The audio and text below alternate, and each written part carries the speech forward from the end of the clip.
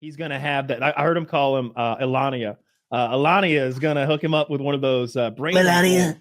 Elania. They call him Elania. Elania is going to hook him up with those brain implants. Oh, I smarten see. him right up. Or program him. Right? Suddenly he's going to think that electric cars are dope and SpaceX should be NASA. I do worry that Elon Musk is apparently part of something that's going to look for government waste while he owns a rocket company. And I'm assuming he'll be looking at NASA for any waste they might have going on. So if I work at NASA right now, it would be like if you work for Chevrolet and Henry Ford is coming over to look for some spending cuts, right? He's like, the headlights on these trucks, they're terrible. Let's do away with all the headlights on the trucks. I read that was happening, but I don't remember it being a reliable source, so I'm not gonna. I mean, he's looking for waste in government. Dude, NASA better step it up. Agency. Yeah, NASA's making all these big promises. Where are we? Where are we at? Where's the promises? Like we promised not to get there before 25. Where's the telemetry data? No sooner than 2025. They just sent a mission. They just sent a mission to one of those moons that we were jerking off about last month. I'm mixed on that. I'm glad you said that because, like, Neil deGrasse Tyson is like, SpaceX isn't doing anything that NASA hasn't done 30 years ago. What do they do? Low orbit satellites? What do they do? Like this? Now, I know the reusable stuff is something new, but I'm like, yeah, when you think about the really momentous, like, science achievements, that's all NASA. Elon Musk hasn't sent probes to Mars. Elon Musk hasn't sent the Hubble or whatever, like Voyager, into deep space. Yeah. Elon Musk is going around the block space-wise. He's commercializing space travel. He's trying to. Right. Mm-hmm. Which is cool. And I sound like I'm dismissing it. I'm just saying that NASA's kind of in a different lane. So what he does is like, someone did the math the other day, and it's like 60 times cheaper to launch one of his rockets than a NASA rocket. You can launch like 60 rockets for one of his. So the idea, right, is you send your spaceship that goes to wherever up there, and piecemeal, you bring it enough fuel to fill it up. Because up until now, most people probably know this, but just in case you don't, spaceships don't have like a big tank of fuel that we're flying around in outer space with. They do these big burns all at once. And then the rest of it is coasting and using gravity and little minor corrections. But what he wants to do is send all the fuel it takes a ton of fuel to get stuff up there. He wants to, in multiple trips, bring a giant gas tank of fuel up there so you can strap it on that rocket and accelerate toward Mars for a while, actually burn toward it and get there a little bit faster.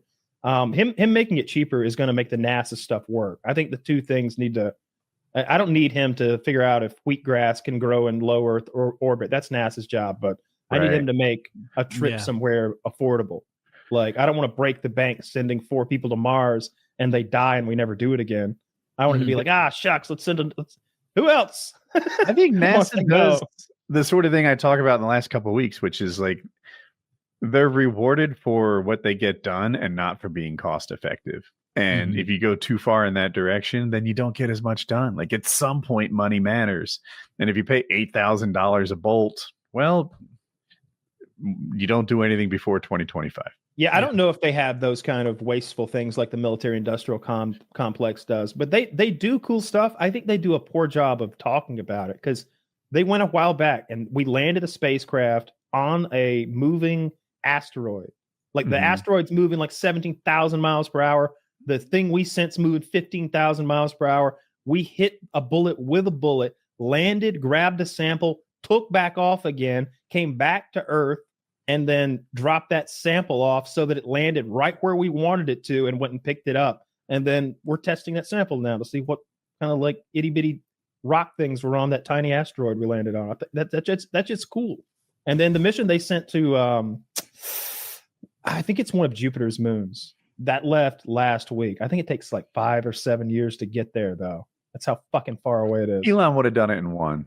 Yeah, he'd done one. And for 1,000 times cheaper. He says with no source.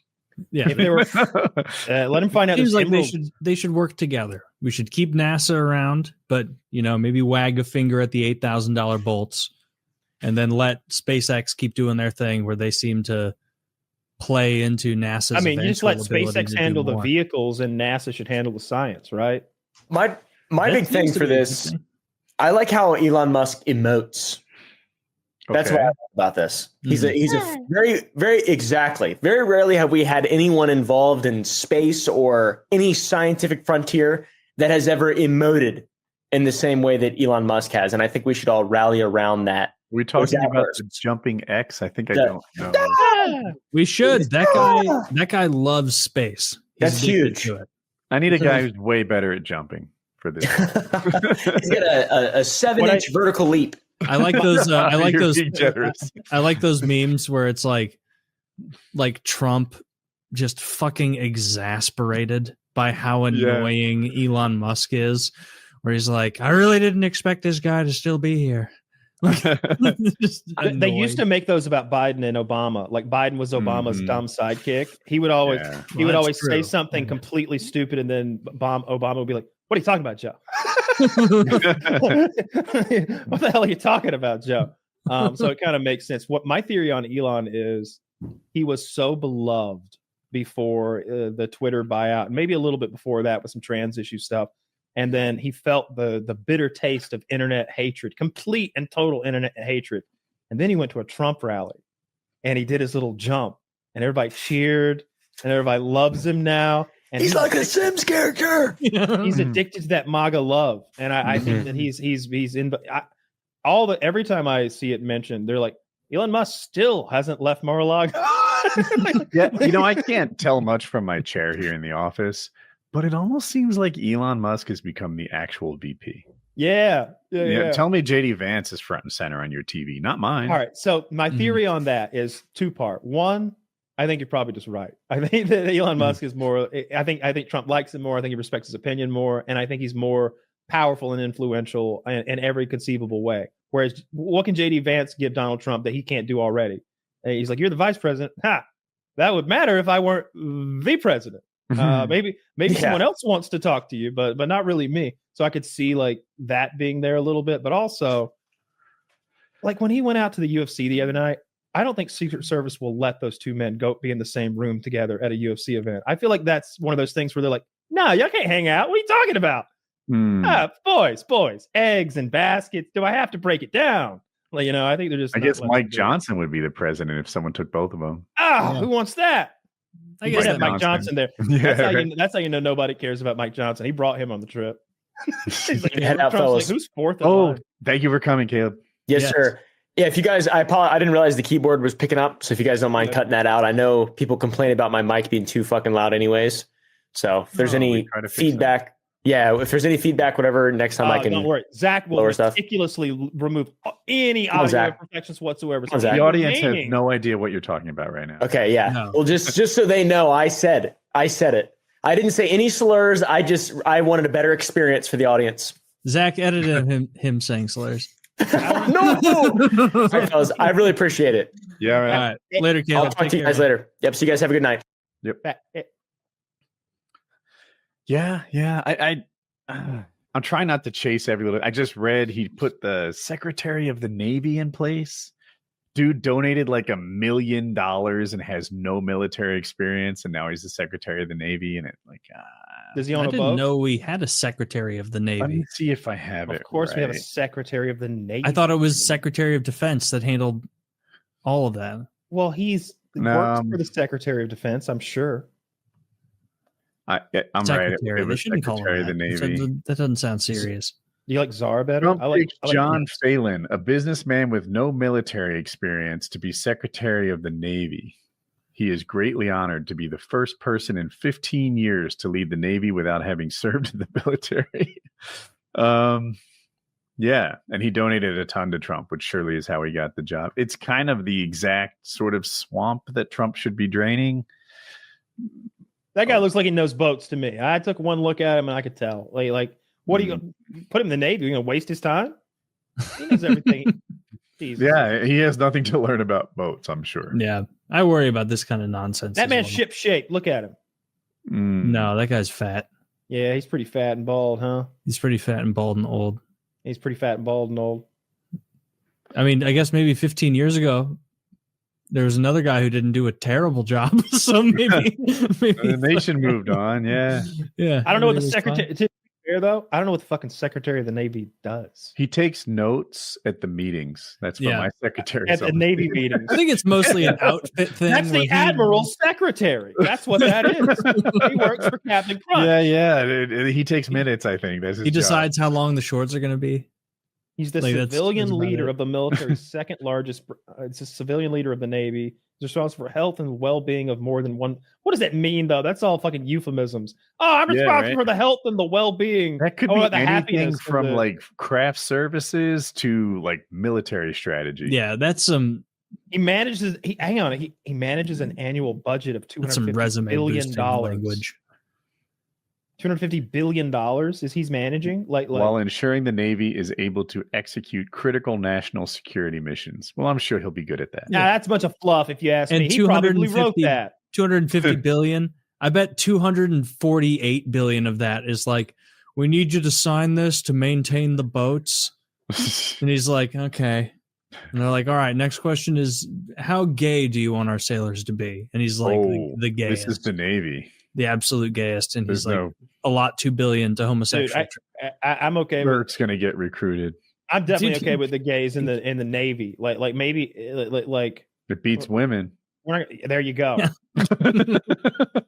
There you go. If the alternative is having girls on the ship, get those gay boys in. Yep. Yeah. Get those I homos out in I don't the know how water. you're gonna find. You can't fill up a naval vessel without some gay dudes. Like there's just no you wouldn't be able to crew all the boats without the gays. No. You hear about that one numbskull in the Navy? He had a fucking Starlink on that he snuck onto the ship, and he's like, he's over there yes. he brought Starlink on the ship. He like and he's giving away our global position to the Russians, right? Like on our top secret nuclear vessel. But And he's- like a bunch of people got the Wi-Fi. They're like so happy because they could like surf porn or whatever anytime they game, want. whatever. Yeah, they're on Starlink. I mean, on a but for fucking- real, you're a sailor on that boat, and some guy is like, guess what? We're gaming, boys. Yes, I'm that's not exactly it. turning him in. I'm like, dude, Sailor Ted rules. Like, I'm not saying shit. I He's want to got the new game. Call of Duty. But there was Yeah. some brass like using the Wi-Fi, like just short of the captain of that ship was like knew about it and on the Yikes. inside. See, that's Did he get in Joe trouble? Biden's Navy right Yes. there. That's why this guy Yeah. right here, he's going to clean all that up. This new Mhm. secretary we're putting in there. Businessman doing business, donating for Businessman. jobs. Yeah, yeah. Shutting down the free internet. Going back into the offices too. No more of that remote work. Elon hates that remote work. Have you seen I all wonder that if he's stuff? right. Taylor, do you think Elon's right about that? The remote work thing? Yeah, is remote work as productive as it? I think it's not, and I wish it was. I always thought that there were 100 little micro communications at the office where people like synergized if they're on the Mhm. same project that get lost when you work remotely. And there was a lot of value in that. Having said that, I enjoyed working remotely, so I never told anyone what I actually thought. Where do you Yeah. land? 100% same page. Like, Hmm. I liked working from home, and I do like working from home, but like, it's not as effective as just being in the office and doing it. There's a mindset you get in, like you're more like focused on the grindstone when you're there. Whereas like if you're home, it's very easy to be like, all right, I'm going to block off this section of my morning, and then maybe I'll do a little mini workout here. Like you're just not as serious. Something about my whole work environment was so set up for productivity that sometimes I would do my schoolwork. I got my master's at night while working at Cisco at the office. Just like, here's where I want to do my homework. Here's where I want to do my coding projects. Something about this keyboard, this chair, this lack of distractions. This is Mhm. where I get my best work done, and I have to get shit done. Yeah. So, yeah, the office is good, except for the part about my happiness. It's just the trade-off, because it's like working from home, you're probably getting 90% of the same stuff done, 80, 90%. Going to the office, you're getting 100% of it, but you're also losing way more than what I think is a fair trade-off of lifetime for that 20% efficiency, where it's like, now you have to, get ready, go into the office, sit there all day. You have the commute home. Like, even if you are a bit less efficient, it's still a net benefit from a time perspective. Yeah, and apparently the office is pretty expensive for the business to maintain. Like if they could have a smaller office building because people work from home, the benefits there, I'm told, are bigger than you'd guess. It's hard to put a value on productivity. That's difficult to measure. I don't know. I just liked working from home. Oh, it's great. And it was cheaper, like I always ate out. That was a mental health expense for me. So I didn't eat in the office. I went out to a restaurant, but you do that every day and that adds up. Yeah. Yeah. Even like Chipotle, if you're eating a $18, or I guess years ago, Chipotle wouldn't have been, but like now at Chipotle, like a good meal, and I'm double meating it up. So Obviously. it's going to be $18.50, $19. That adds up. That's $100 a week. That does add up. I didn't know it was. Yeah. I don't think I'd go there if it was $18 a meal. There must be some competitive place at 12. Maybe it's just like fast Not food. Nearly as good. Fast food is gonna hit you in at like $12-$14 for the same amount of food. Yep. And if it's like, all right, I can spend $14 on this Burger King meal, or I can spend $18.50 on this double meat like burrito bowl, I'm gonna do that. Your best bet is to go to like a Publix grocery store that has that does lunch and has like one of those bars, and then you could get out of there for like $7-8. Oh yeah. But the best move is to get a rotisserie chicken from a grocery store and just eat that. If you go in to a grocery store and buy a rotisserie chicken and nothing else, you have effectively robbed them. Oh, you think they sell it below cost? 100%. They do. Yeah, it's a loss leader. It's a loss leader. It's a destination item, they call it, where people will go there specifically for that. Yeah. I think Costco might still sell them for like $5. Grocery store, they're like $7 or $8 now. So they lose money on every rotisserie chicken. So if you go in there and just buy that, you're made in the shade, brother.